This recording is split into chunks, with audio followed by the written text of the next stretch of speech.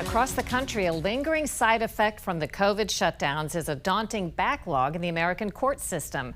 It's causing headaches and raising constitutional questions. Today, we speak with Attorney General of Colorado, Phil Weiser, about the unprecedented situation. Almost every institution, public and private, in March of 2020, it was like a storm came through and closed everything down. The court said, we're now closed. The American shutdown perhaps spreading faster than the coronavirus. Today, more city centers, small businesses, and rural schools shuttered. The hard part was we didn't know when they're going to reopen. So it's like, we'll do trials again starting in June. No, starting in September. No, starting November. And during this time, we had to start figuring out how to adapt to what was a changing and uncertain picture. And what did you do? The first thing we had to do is think about our speedy trial rule. In Colorado, like most states, there's a requirement. You've got to give defendants a trial within a certain amount of time. And the concern we had is if you literally could say, the courts are closed, we can't give you a trial, does that mean that every single defendant is going to walk free? We thought that was unreasonable. By one account, there were 14,600 jury trials stacked up and on hold in Colorado due to the shutdowns, 5 times the number in a typical year. According to Law.com, Bexar County, Texas had 50,000 felony and misdemeanor cases awaiting trial when courts reopened. In New York City, there were 9 criminal trials in 9 months instead of about 800. Georgia officials estimate it'll take 3 years and cost $60 million to erase their backlog. In many places, the reported logjam has at least doubled what it was before the shutdowns. Did any defendants try to claim they weren't getting a speedy trial? What kind of challenges have you had?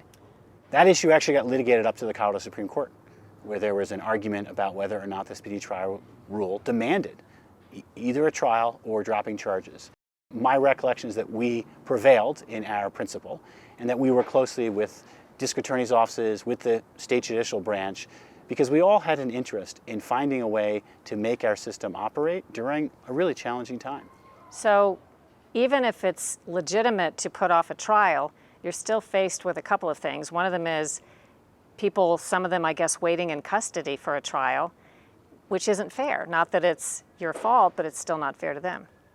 This whole system created a lot of unfairness. Victims were waiting for their loved ones who might have been harmed or even killed to be given justice through a criminal process.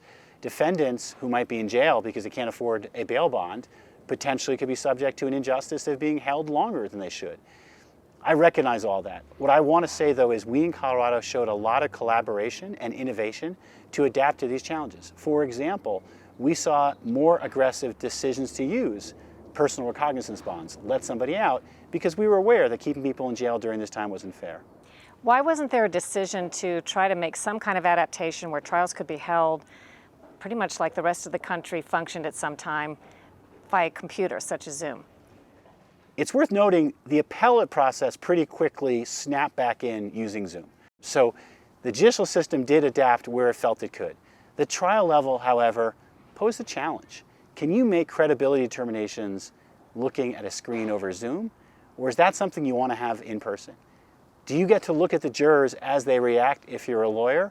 Or do you have to accept Zoom as an intermediary platform? And I don't know of any judicial trials in Colorado that happened over Zoom. People will look back and ask, maybe we could have, and for next time, maybe we should. But in that first moment, there was a lot of hesitancy to try to use the trial process over Zoom. By contrast, the appellate process, people pretty quickly said, we can make this work. What do you think is going to happen in the future now that states have gone through this sort of challenge? Will there be a system put in place in case something like this happens again?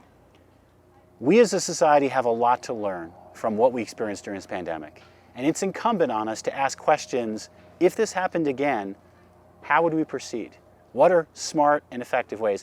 I do think as we learn from best practice, we're going to know how to do differently.